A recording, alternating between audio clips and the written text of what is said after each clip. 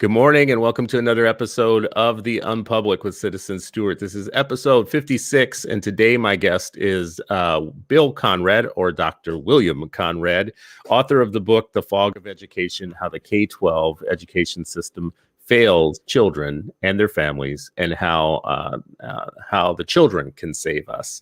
Lots to talk about today. Dr. Conrad is a longtime watcher of the Unpublic show, and I think this is part of our series to break the glass, meaning people come in are becoming guests from the other side. Usually you're on the other side of the glass, but now you're here as a guest. Dr. Conrad, welcome. Hello. Thank you for joining. I appreciate it. Oh, it's great to be here, Christopher. I really, have started listening to you and the 8 Black Hands, and all of education really starts with love. And you can always feel the love with you and all of your team. And I just feel an honor to be able to be a part of it and to contribute. So really appreciate your being able to have me on the show today. Well, I love it anytime we can get experts on.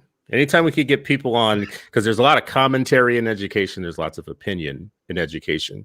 But anytime we can speak with folks that have insights or backgrounds directly applicable to what we fight in education all the time. When I say fight, those of us who consider ourselves activists and advocates, we encounter a lot of mythology.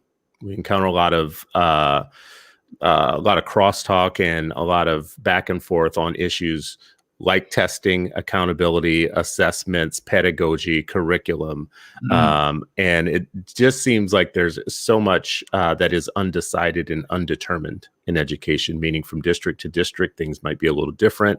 It's not like everybody is singing from the same hymnal. Doesn't seem like the science is working the same for everybody. So let's start with your book, with The Fog of Education. That reminded me of The Fog of War. I don't know if what you were shooting for. I think you actually improved the title of the book when you started to call it The Smog of Education, because it's not kind of neutral. I mean, a lot of what happens in education in the fog is deleterious to the students and families. So I know that you've been using the term smog, and now I could kick myself for not having named the book.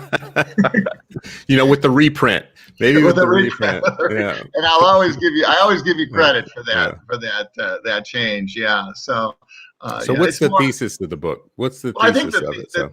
Well, basically, it's the why of the book is around the idea that we've had. I've been an educator for 45 years and worked in a variety of roles. And I always thought that when I encountered crazy things happening within the system, people not doing what they should be doing, that it was really, a special case, that this couldn't be systemic. I mean, board members running up and down the hallway screaming, that they're not getting their way because the superintendent didn't bring in enough people to the meeting. I thought, that craziness must be a special case. But the more I participated across the board as a teacher, as an administrator, as a consultant, I kept seeing the same patterns of pathology across the system. And so I decided that it's important that in children and families especially, have a clearer picture of what the maladies of K-12 education really are, those systemic kinds of things that impede opportunities for kids to learn well within the system. So that was a real why. The whole communication idea is important. And we talked prior about that there's a lot of things in education that are not well defined, and people get confused about it, and it creates a lot of friction and problems within the system. So I really wanted to help build a better understanding of the system, primarily from the idea that there are many maladies and pathologies that people really can't put their finger on, but really ought to be kind of explained to them. And the other part is I've always believed in hope. So I also wanted to create a manifesto primarily for students to take action. And I came to the epiphany that the kids really have a lot of agency already in their ability to recognize the maladies and to begin to institute change. And I could see that in the Black Organizing Project in Oakland, where the kids got together and worked for over 6 years to remove police from their schools. And so this is a kind of a great epiphany that I had about the power and agencies of students to enact change within the system. So those are the real 2 points, really a communication point around the pathologies, and the second was to engender hope in the students in being able to move forward on some of these problems, especially the racism. So, and I provided at the end of the book a lot of tools that kids could use in order to help improve their agency in working with the administration and teachers within the school. So when you talk on the first half of that, the pathologies, let's talk a little bit about that. What are some of the things that you saw? So I noticed from your background, you've done this work on more than one level. You've done some research work, but you've also done, you've been responsible for accountability in a district, and you've seen the way that districts do assessments. But assessments seem pretty cut and dry forward. How you apply them, it's what you do with the information afterwards, is what I'm always told. Like, people don't have a problem with assessments as much as they have a problem with what you do with the information once you get it. Where do you see where there might be some issues or some problems in the way that a district would do assessments and how they would use the information? Well, I think the assessment comes from the word assessare in Latin, which really means to sit beside. And I think assessment is the idea. There are 2 fundamental components to assessment. Well, the first component, of course, something that's everybody's familiar with, is the collection of data around student performance around a topic, let's say an instructional topic. And as you noted, the second part, of course, is the diagnosis part, and what are we going to do about it? So, there's really two important elements to assessment: the data collection component, as well, and then the diagnosis, and what are we going to do? So that's what I would say is really kind of a definition for assessment. And assessments really reside on what I call a continuum, the assessment continuum. And they go from the most formative assessments on the left, let's say, to the most summative assessments on the right. And I think that educators really have some issues with differentiating the difference between what formative assessments are doing in the system and what summative assessments are doing in the system. And so I worked really hard to try and educate educators around that way, as in my role as assessment director, coordinator, and so on. And so Black and William talk a lot about this in their book called Inside the Black Box. And they talk about how, the importance of just-in-time or just-in-the-moment assessments that teachers always use to gauge where their kids are at relative to a topic. So they have lots of tools that they can use to, hands up, fingers up, exit tickets, those kinds of things that give them that immediate feedback around where and not just a few kids, because oftentimes assessments are done to pick out the kids that know the most, and the teacher feels good that that particular kid got the answer. But the real focus of formative assessment is to find those kids that are really being challenged with the content and being able then to diagnose what the issues are and begin to act primarily in the moment to help those children. So fix it early. More kind of less in the moment formative assessments, such as benchmark assessments. I was involved in helping school districts develop these benchmark assessments that are aligned to content standards and instructional targets that are part of a kind of a syllabus of what kids are expected to know and be able to do during the course of the school year. So the benchmark assessments really are formative assessments that are over a greater time period. You don't get instantaneous feedback from them, but you do get feedback around how kids are doing relative to important topics. And then you can use that information to kind of shore up your instruction or change how you're approaching kids in order to help them achieve those content standards. When we move into the area of summative assessments are more aligned with learning how the adults are doing in the system more than it is learning how the kids are doing. And so that's an important... It seems like that's where all the problem starts. It seems like, because I never hear anybody saying, you know, I hate me some formative assessment. I actually hear the only thing that I hear, honestly, pushback on and resistance is to summative assessment.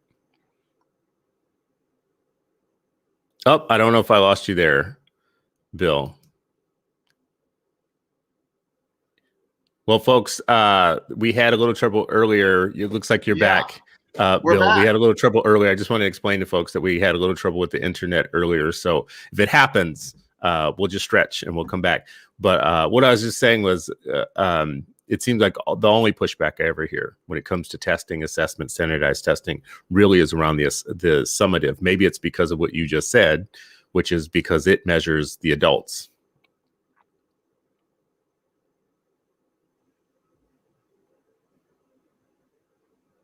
All right. Yeah, are you back there? I'm back. Okay. Sorry. Yeah, well, I am in Las Vegas, so you know we're kind of rolling the dice here, I guess, on the internet. You got that good Western internet. Well, before we jump back in, folks listening, watching. I'm sorry. What'd you say? I said a lot of times people think the only value assessment.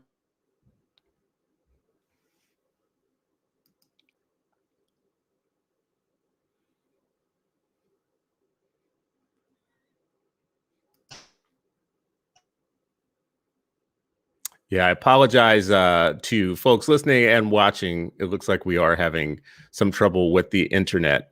While we wait for that to clear up a little bit, I was going to say, please share the show, click, help us get the numbers up and get more people interested in the Unpublic, and also send us show ideas. Mama Toya says, tell Bill to turn off his screen. No worries. I don't know what that means, but if he turns off the screen, how is he going to see me? Well, there he goes. He dropped out, so I'm sure he'll log back in and he'll probably have a stronger connection. While he does that, let me remind everybody that his book is called The Fog of Education. It's on Kindle. I bought a Kindle copy of it, but you can also get it for free if you have Kindle Unlimited. You can't get it for free, but you can actually read it for free. So again, it's called The Fog of Education, How the K-12 Education System Fails Children and Their Families, and How Children Can Save Us. He was starting to talk a little bit about the two sides of the thesis of the book. The first side being that there's a lot of pathologies and deficiencies within the system.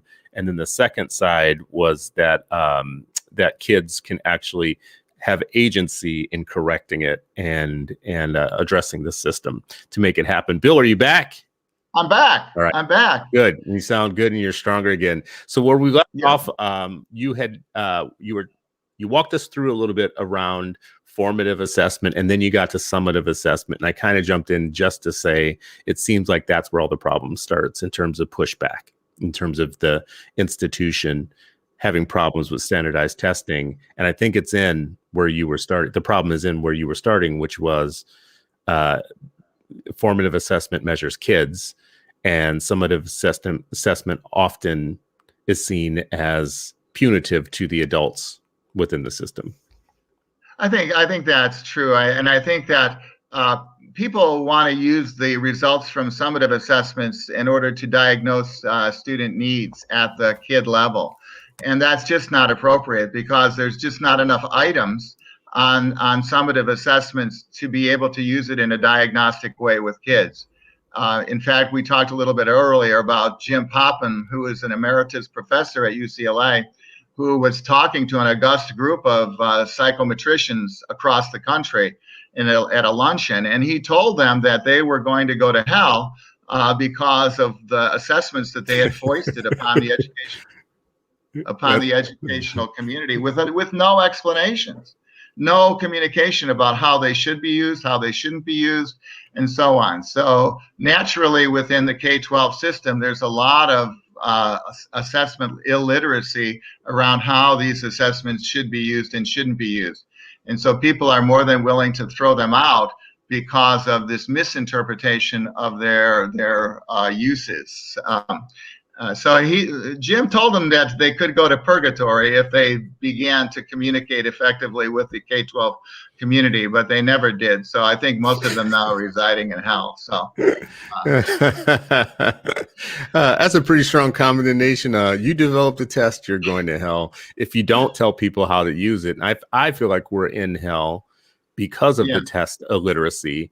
One, because it just feels like we could glean so much information if educators and schools and parents and community members and politicians were all very clear on why we do what we do when, like which part of this is the formative, which part of this is summative, how do you use it, why do you use it. But oftentimes when you talk about it in public, you have to start from scratch with people. Definitely. You have to start from scratch with all this stuff. And the quickest way I've been able, one, to help myself, but also to help other parents is to say, go look at the sample items. Absolutely. Right. And read it for yourself and then ask yourself, like, does this feel like something my kids should be able to do? What's the illiteracy on the summative side, though? Tell me what are some of the what you see as the misconceptions about summative assessment or the misuses?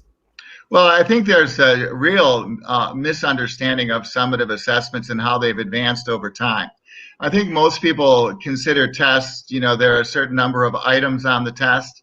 And if you get a certain number right, you get an 80% or a 90%, and that's your score on the test. But that's not how it works. We now have a whole new theory of assessment that posits that it's not the number of items that you get correct, it's the type of items that you get correct. And so the assessment systems now are built, they're called computer adaptive assessment systems, in the sense that scale scores are assigned to items based on their level of difficulty and complexity. And so we build a continuum around a topic like, let's say, ratio and proportion. And we begin with kids being able to understand fractions. If kids can understand fractions, so they create a whole bank of items around fractions, and they assign those items scale scores of 100.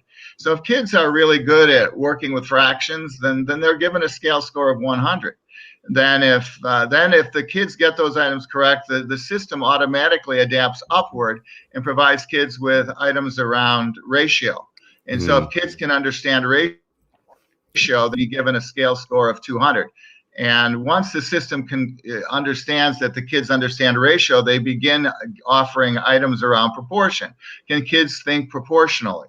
And so there's a whole slew of items that are given there, and the kids that get that right are given a scale score of 400. Then the highest level, let's say, is a scale score of 500. Those items would be around the ability of kids to be able to apply ratio and proportion to solve real world problems. If kids can do that well, and the system can detect that through its system of error measurement and so on, the kids are given a scale score of 500. So that's how the systems work now. And the kids can spend a short amount.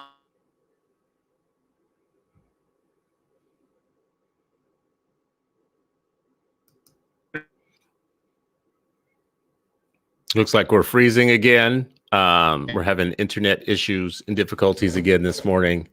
My apologies to our watchers and listeners. I'm going to pull Dr. Conrad out just for, oh, there you are. You're back again. You froze for a second there. Right. So the summative assessment gives.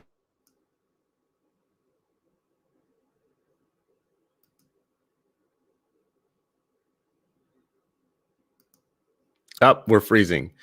So to help stretch the show out a little bit, friends and fam in the comments, if you have questions, thoughts, ideas to add to the content here, please drop them into the comments, and we will talk about it a little bit. I see L. Michelle Johnson has a comment here. She's our last comment. The thing about formative assessment is you must respond to it.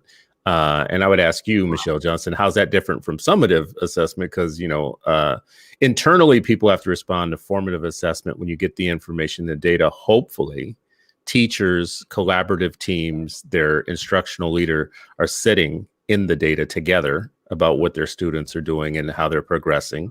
Hopefully, that's part of the culture. But also, by the same token, when you get the summative assessments on the outside, I'm hoping that superintendents and state education leaders, even governors and parents and others, are thinking deeply about what the differences in outcomes is telling them from school to school and district to district with the summative data. Looks like you're back, Dr. Conrad. Wanted to jump to a question about the summative assessments, because really what I'm trying to get to is the mythologies, the things that we encounter a lot. So one of the things you often hear about standardized testing is that it's, number one, unreliable and invalid. I think both leaders of national teachers unions tweeted out nationally that these have always been invalid and unreliable, their exact words. And then the third, kind of thing that gets said oftentimes is that they are biased. So knowing what you know, what do you know about the constructions of the test? Number one, to address the bias, and to address whether or not they're valid as tests, as instruments. Hello. Yep. Are you there? I'm here. Yeah. Oh, I'm sorry. You probably missed a lot of my question there. Let me say the question again. So I was just going to ask you, what do you know about the constructions of the test that addresses the charges that they are invalid, unreliable, and biased?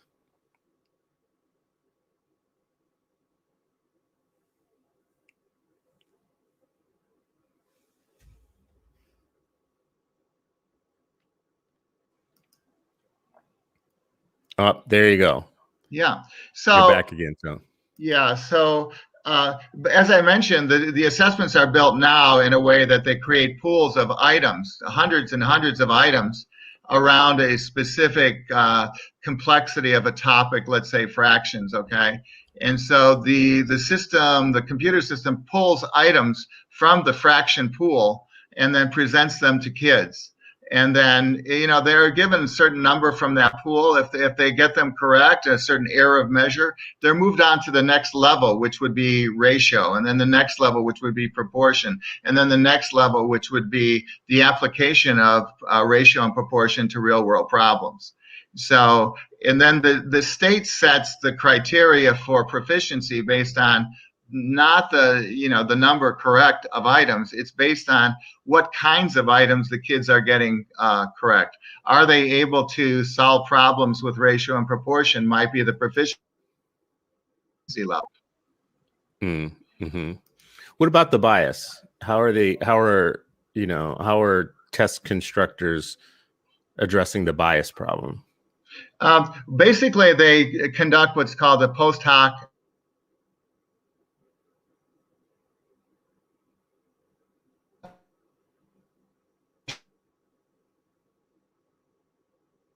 to look at and whether the items are complex or simple.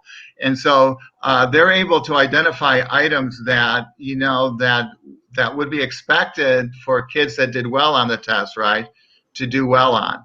And so if they see anomalies around that, they can detect bias by doing they know the ethnicity of the kids, and they know if the kids who are the kids that are doing well on the test, who are the kids not doing well. Now, if the kids doing well on the overall on the test, right, have a certain ethnicity, but they get certain items wrong, then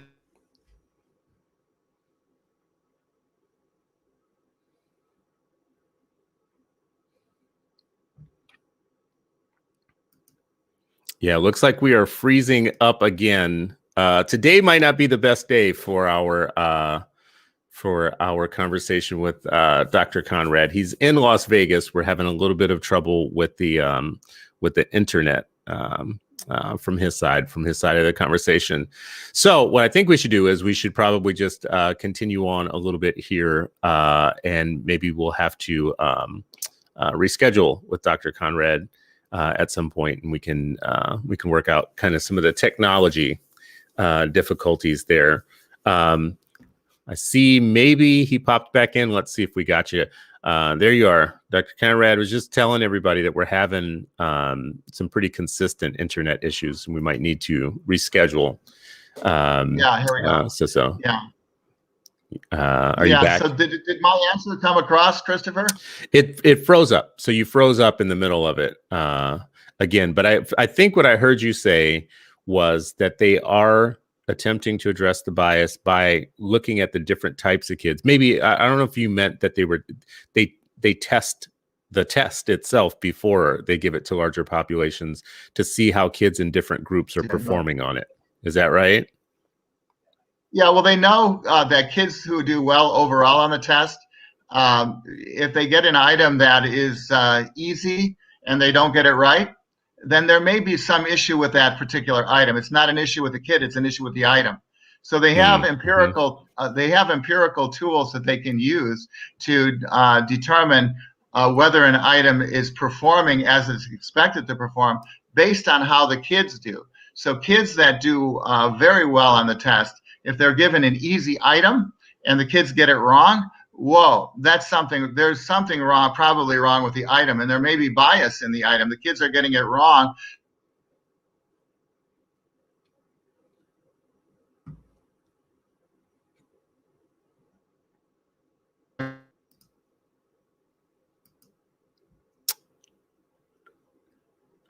Yeah, so you froze up just a little bit again there. This is what we should do, Dr. Conrad. Yeah. We should reschedule the show, and then we could work on our technology just a little bit right now, because I think it's coming in pretty choppy, so it's going in and out. Yeah, but that won't be a problem.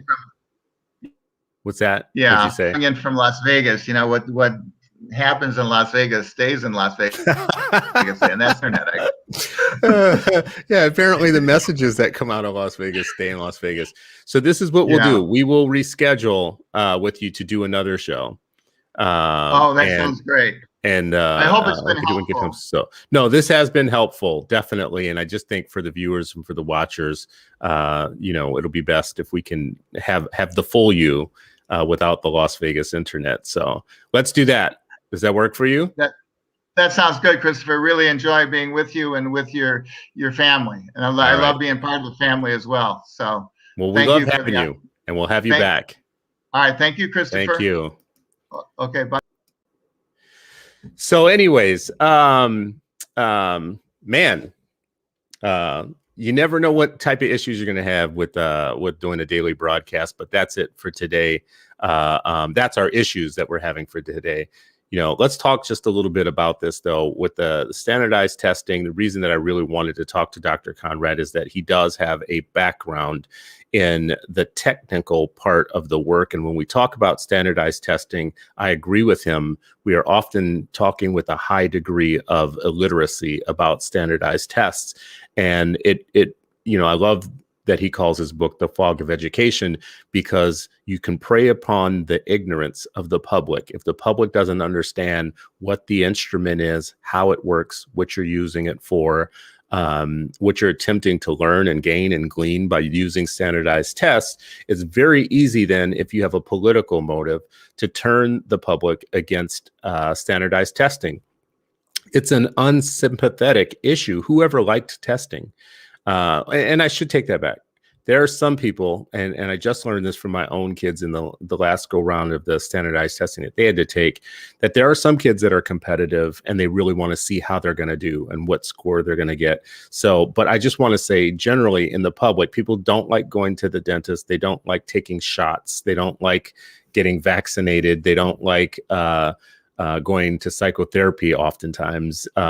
Testing is one of those things where it's not going to be an easy sell for the public. Hey, let's do some testing. It's great. That's not one of the things that's going to be easy to make a sympathetic case for. But it's almost like broccoli and cauliflower. It's not gonna be easy to convince your kids that they should love it or like it, but it's just necessary for health, for general health, that there are things that you do that may not be on the top of your list is a lot of fun. But the mythology, to have two of the national education leaders, one who leads the AFT and one who leads the NEA, the two most major education associations in the United States, with millions of members who teach our kids every day, to have them be the ones who come out front and tell the public that standardized testing is, one, not valid, not reliable, two, and three, is biased, racially biased, are pretty strong charges coming from an authority, coming from a source that many in the public would believe that they know what they're talking about. I believe that they know what they're talking about. I just think that they have political motives for not wanting to see the proliferation of standardized testing. One of the most major reasons is something that Dr. Conrad just said, which is that formative assessment is the teachers themselves testing the students. Like, what do the students know? Summative assessments, which are the tests that they fight the most, are the ones that have a reflection on what they're doing.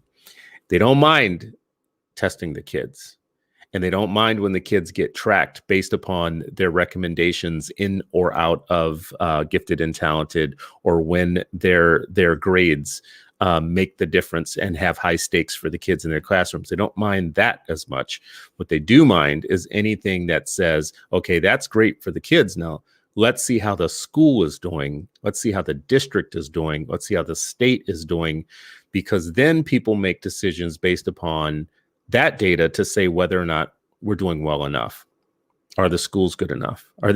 First of all, is the teaching good enough from classroom to classroom to classroom? Are the schools good enough? Are the districts and the state? Is it all good enough? And if you could get rid of any instrument that gives you that information, now you've put all the teachers, the classrooms, the schools, the districts in a safe zone, a zone where year after year after year, the data should be telling you that the kids aren't getting all that they need in terms of instruction, or maybe the curriculum isn't aligned, or maybe the standards are off. But you're not getting that information, which allows you just to proceed with business as usual. And in the United States and in education, business as usual is some kids are valued more than others. Some kids will achieve, and they will do well, and they'll go out into the world and be the managers, the supervisors, the leaders, the business owners, the policymakers. And then another group of kids are tracked into the lower tracks of life, not of classrooms or education, but become the workers and the people who will be managed and policed and governed, and not have all the information that they're supposed to get in their 12 years of education with the public schools to succeed well in life. But we won't know. We won't know because we're fairly incurious about the data, about the information that we get from standardized tests. I can't, in a short amount of time, sell you on the idea that the tests are valid. I'm out here oftentimes, it feels like, by myself. Just like, I wanted my kids to be tested this year. I opt in. Now, I didn't feel like I was by myself when I got there, when I dropped the kids off to be tested, and I watched that there were other parents there and that they all had opted in. And that to me was a sign. It was a signal. It said to me, like, oh no, we're not all out here with the loser strategy, talking about this loser mess around. Oh, we don't want our kids to have any stress. My kids did not stress out any more about that than they stress out when I make them get off of Fortnite or when I make them stop playing Roblox for 10 minutes or whatnot. The big stresses in life are not that they have to take a test. And if that is, then there's a different problem in my mind. That's just one guy talking as a parent. Michelle Johnson says, we have to be mindful that to do competitively, I want to make sure I'm reading this right. Mindful that to do competitively well on certain tests, you need to tackle more diverse non-diverse texts. I wonder what you mean by that. Certain summative tests are supported by a canon or strategies that aren't culturally responsive. Okay, I see what you're saying here. So, so I think what Dr. Conrad was going to say about that, or what he started to say about this bias question, this question of racial or cultural bias in the test, is that they test the test on different groups of kids, and they look for what the results are. And if kids are not getting easy answers, if they're not getting some of the easier questions, then they look at the question and say, what's wrong with the question? Like, what's wrong with this? Why are so part of the sausage making of the test is testing it on groups of kids to see how they're responding to it. And I feel like it's not something we talk often about. They're trying to control for this racial bias question. I don't know, Michelle, if that gets to, what you would want in terms of a change. I don't know if it means you want different questions on the test to be more culturally relevant, but I think part of the rigor is getting kids to read unfamiliar text to see if they could get if their reading is so good that they could glean meaning from text that isn't necessarily within their wheelhouse. One of the sample questions that I looked at from our state test in Minnesota, in the reading portion of it, it was an Indian poem. And the poem was about an Indian girl in India. And it takes you totally out of your own cultural context. So you really do have to know how to read to be able to glean, because it's not talking about your friends and your neighbor and your family members. Something that's kind of the reason you would get it right is because you already have pre-existing knowledge. You really do have to read the passage closely, because it's transporting you into someone else's life and culture and world. And the only way you're going to be able to get the meaning is because you can read, because you know how to read. Dr. Conrad is in the comments again. Thank you for having me, and I enjoyed it a lot. And I enjoyed you. We will definitely have you back. It's really interesting having this kind of like break the glass thing, having people that you see in the comments who come to the show every day and leave really great comments, and then getting them on this side where they're actually the guest. And we'll do more of that.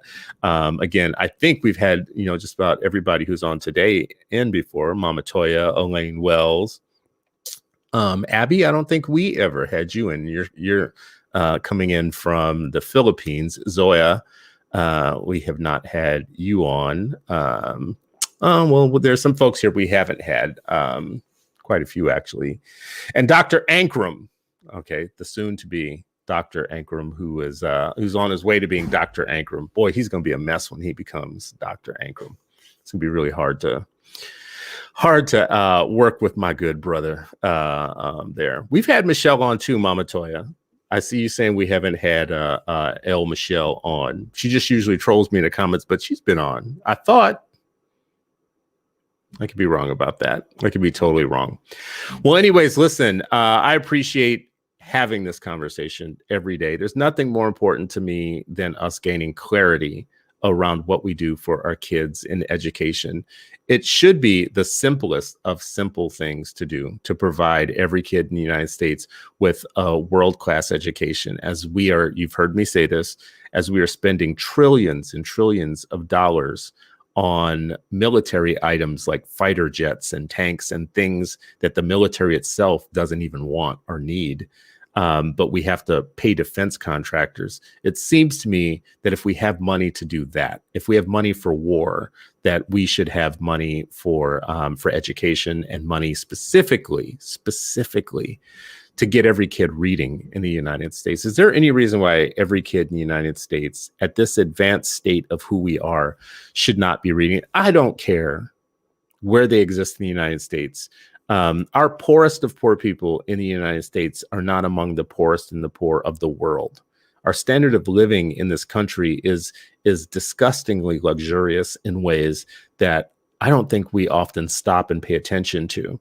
When you think about the number of people on the planet who exist on $2 a day, or even more, like, $8 a day or $9 a day, and then you look at the United States, where people have $1,500 cell phones and are eating out 6 times a week and have subscriptions to 18 streaming services. Well, some of y'all have subscriptions.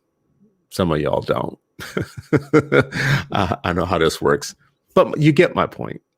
My point is there really should be no way that a country that produces vaccines quickly and gets rovers to Mars, that send pictures back from Mars, that create fighter jets that can carpet bomb entire nations more efficiently than they've ever done in the history of warfare, that we shouldn't be able to have reading kids that read, young people who are able to unlock all of the secrets of the world, all of the benefits of an information society, to be able to have that golden ticket, that access to self-realization, self-actualization, the ability to earn and to do well in a free society.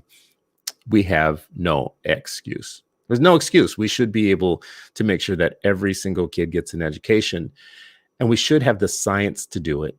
And I feel like we're anti-intellectual and anti-science. There's a science of reading, but we're not using it. There's a science of assessment, what we're talking about today, but we're discounting it. There's a science to the policies that you make once you get the information and you get the data, and we're not using it. And I don't know why, except for politics, middle class, public employee politics. And that is ruining everything in my mind. We can't even have an honest conversation about the data. The data tells us very specific things. Research tells us very specific things that you can blame the kids all you want. You can blame their parents. You can blame their condition, their poverty. You can blame where they live. You can do that all you want. And at the end of the day, the question still will come back. Okay, that's all important, but is the system constructed the way that it should be? Are you knocking it out of the park with all the stuff you're supposed to be doing before you get to blaming families and kids? Is your pedagogy good? Is your curriculum aligned? Do you have the right standards? Does everybody know what the standards are? Do you have a shared understanding of the goals within education that you're trying to get to? Is every teacher equally capable of the pacing and getting through all of the content in the same year? Or do you have a school where teacher A is able to get through all of the content and her kids are progressing along, and teacher B is still on the first unit, well into Thanksgiving or into December? I bet if we started asking those type of questions, what we would figure out is something that's just like should be obvious to all of us, right? Which is, no, the system's not getting it all right. As a matter of fact, it couldn't be more broken in most parts of the assembly line of education. How do we prepare teachers? Don't know. We have a ton of colleges doing different things. Some are doing well, some are not. Okay, well, how are we from state to state? How are we inducting teachers and getting them in the classroom? And is it too soon that we're doing it? And is it with enough support? Don't know. In some places it's working out pretty good. Some places not so much. Oh, and by the way, those places where we say, oh, it's not working out so much. Guess what? It's with the kids that need the most help. How ridiculous and backwards is that, right? Once we unleash these underprepared, undersupported, under-mentored teachers into classrooms with kids that need the most and need the best, how are we monitoring? What do we do over time? Do we just let generations and generations of kids go through that same type of scenario over and over again? Yes, that's exactly what we do. As a matter of fact, we do exactly that. Generation of kids going through very similar circumstances in classrooms. And what becomes the default, keep saying it here on this show and saying it to you, what becomes the default pushback is, but I mean, look at the poverty in the school and it's segregated. You can't just put all of these poor Negroes into the same building and expect them to actually have elastic brains that can take in information and do something with it. Man, what do you expect? Well, I expect more than first-year teachers who are underprepared, don't understand culturally relevant pedagogy, don't have the best kind of preparation for things like how do you teach reading? How do you teach math? In some cases, the stuff that isn't reading or math, social studies and history and whatnot, you have offensive and backwards materials that aren't aligned to any real standard, not a standard that any of us should support. Again, we need the information. We need data. If you're a parent and you're listening to this, or you're a parent activist and you're listening to this, it's nice to talk about emotional things and emotional themes. Like, I think you might have bias, or you might be racist, or I think that you might this, that, yeah, it's good to think things. It's better to have proof and evidence of them. And all the evidence tells us, all of the evidence tells us that the system of education needs improvement in very specific areas. The how of teaching, the how of assessment, the why of policy. Like, what are the policies we're passing to support improvement? And there's just not enough accountability. Conrad, Dr. Conrad is in the comments. See, this is how the glass works. He was on this side of the glass, and now he's back on the other side of the glass. He says, standardized tests do empirical tests on items. Items are in buckets based on a continuum of content and complexity. Scale scores are awarded based on content hierarchy and level of complexity. If students who are doing well overall on the test miss an item or lower complexity, that is a flag that there may be a bias in the problem with the item. And I think we just talked about this a little bit, which is, let's just start with, folks. There's a science to these tests. Let's just stop saying standardized tests are racist and bad and blah, blah, without getting under the hood and saying, no, let's just talk about how they actually work rather than getting into the emotional stuff. And what Dr. Conrad just said is a more rigorous point about testing than we will ever make in our kind of pedestrian conversations about it, which is they do test these things. They test for bias. They do have a science to how they do it. I'm not saying it's perfect. I'm not here to give anybody a free pass. I'm not going to say you're never going to find a question on a test where you think, oh my God, that's a little weird, or that's not necessarily culturally responsive or relevant. But then again, if you're not going to find perfection on a test that has been tested multiple times over with different groups of people, with educators in the process, and with people of color in the process, then tell me how you're going to trust even more the unstandardized tests that are being given by underprepared teachers who do things like have your kids write a slavery assignment where they write from the perspective of the slave master about what would make a good slave, things like that, right? Those really aren't being tested. This whole kind of, I'm a teacher, I'm a professional, just trust me, let me shut my door, get out of my way, get out of my classroom, blah, blah, blah, blah. That's only something that you can say if you really trust the workforce.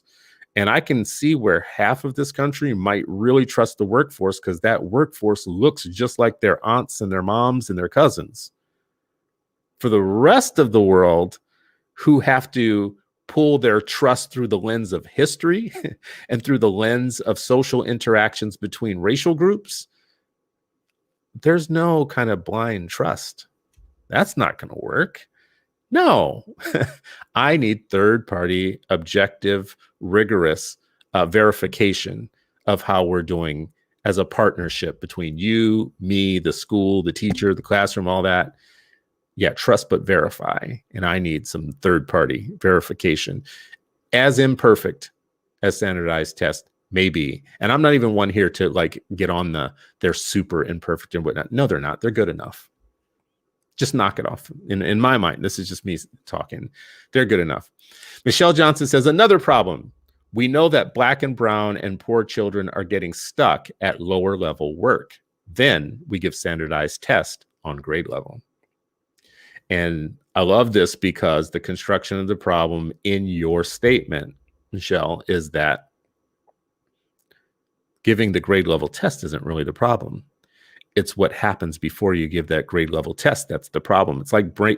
It's like blaming your blood pressure, your high blood pressure, on the blood pressure test, not on the fact that you ate 4 slabs of ribs last night with 100 million grams of sodium in it, right? So what you did before they put that on your arm and they gave you the test is the problem. It's not the fact that they took your blood pressure.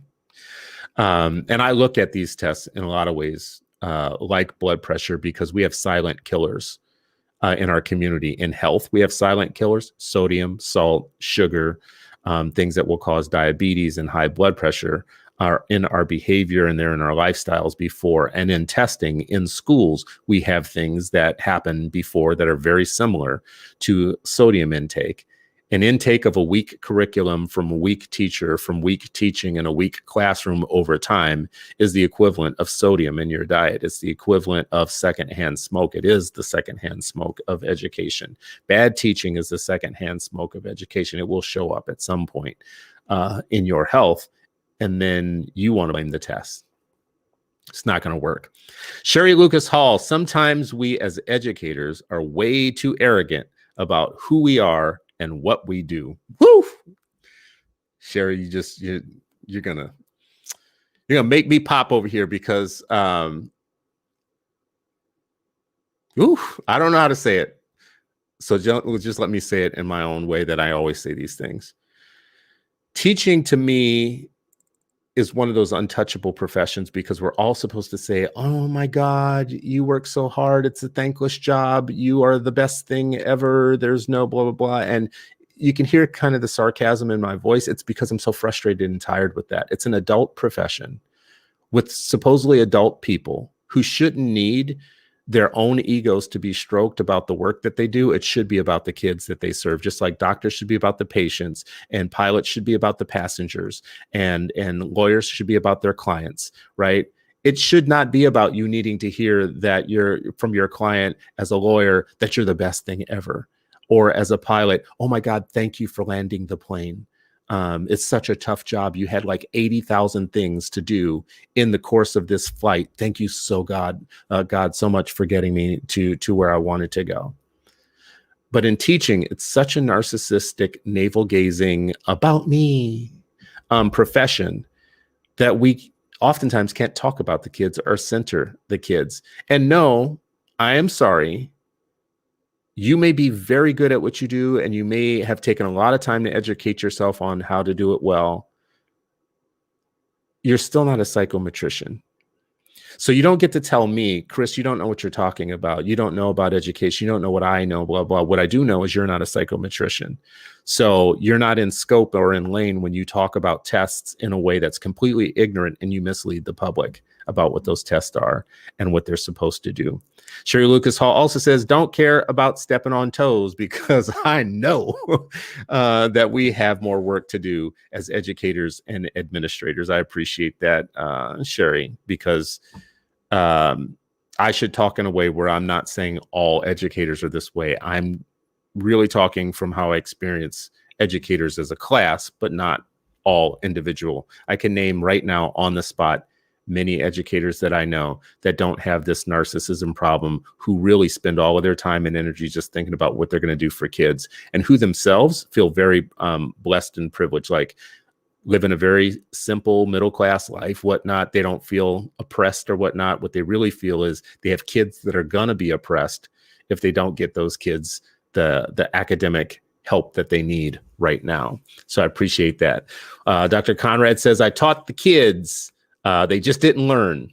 And that's something that we've heard. That's an educator t-shirt. That's an educator saying, I was a great teacher before the kids changed, or I taught the content, I taught the lessons, they just didn't get it, or I get paid whether you learn or not. Something we've talked on the Eat Black Hands a lot. Stephen Yearout says, truth, we know better, time to do better, time to lead, follow, and move out of the way.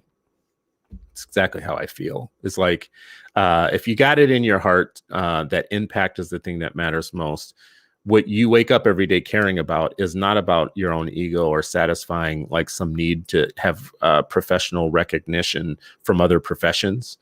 Because this is what I also hear a lot is like, we're not treated the same way that doctors are treated, or lawyers or whatever. Well, first of all, you're not a doctor. You didn't do 12 years of grueling and crazy work to become a professional. Matter of fact, some of you went to kind of low scale colleges that have proliferating programs, education programs that have become chop shops and are turning out really weird product year over year over year that nobody's paying attention to.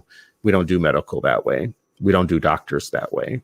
And it's because we know that they have lives in their hand and in their care. Let's see what anybody else here is saying. Yeah, I think I caught up on most of the comments there. At the end of the show, I'll just say this. I'm speaking from a parent perspective, from someone who has been in direct contact with schools for a long period of time. Right now, I have kids that are still in school. I'm very frustrated with the way that it's going down. I'm becoming less and less of a believer in just the normalcy or the normalcy, I should say, of school. Like, we should just do it and we shouldn't question it. And we should just put them in their assigned school and kind of roll with the punches and see what happens.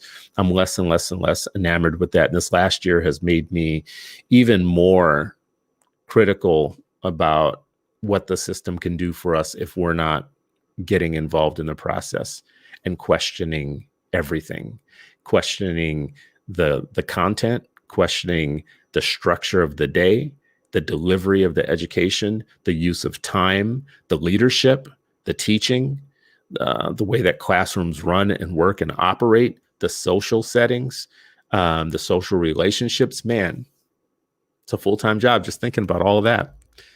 I'm putting my youngest, my baby girl, into a school, and I only have one baby girl. And there is nothing a father loves more than a daughter. This entire world of all things. I have a right to critique and to criticize, and I have a right to data and to information and to every question that I have to be answered or whatnot, because there is nothing more precious than what I am putting into your hands every day. I don't have anything that's worth anything that is worth more than the future of my kids, their intellectual development, them becoming all that they're supposed to become and all that they're supposed to be. God gave me these kids on loan, and it's a beautiful thing. And I really just don't love anything more. So if I sound harsh about the system that I put them in, and I sound crass and flippant and like I'm not following the good citizen line, which is to say that, our schools just need all of our support. No. I'm not here for system-centric language. I'm not here for your feelings. I'm not here for your attitude or for your critique that I'm only doing it for some other nefarious purpose. It should be enough. The purpose of me doing what I do and saying what I say, it should be enough for you to know that I'm doing it because there is nothing I love more than these young people that I'm putting into your care for a period of time, and it is not working out the way that it should work out and hasn't been. So consider me the loyal opposition. Right? I believe in education for all. I believe every kid should have access to a great school if that's what their parents want and that's what they need. But I don't believe that we should be uncritical and without information. All right, I'm going to wrap up now. I am sorry that we had technical difficulties today. I appreciate you for sticking to the end of this show and this rant. You've heard me talk about testing before and assessments before. I wanted to bring in one of the big guns, Dr. Conrad, because I thought it just would bring more information than my kind of waxing poetic about these things. It's nice to have people that have studied and understand it from a research basis, from a technical basis, and that's what we attempted to do. We will do it again. We'll have Dr. Conrad back on again, and we will cover this topic. In the meantime, please like the show, share it with others, send me any show ideas that you think would be great. Recommend any guests that you think would be great. I really appreciate the help and the support. And also, as always, do all you can for kids. every day. Realize that every child is born with unsurpassable worth given to them by a mighty, mighty God. And it's like our job to wake up every single day and to fulfill their promise by being good guardians, good caretakers, great supporters of children. Right now, we don't have justice for children in the United States. I can't think of a country that could do more for kids, but doesn't for some weird reason. And we should just fight for justice for kids until we have it. Thank you all. Appreciate you. Have a blessed day, and may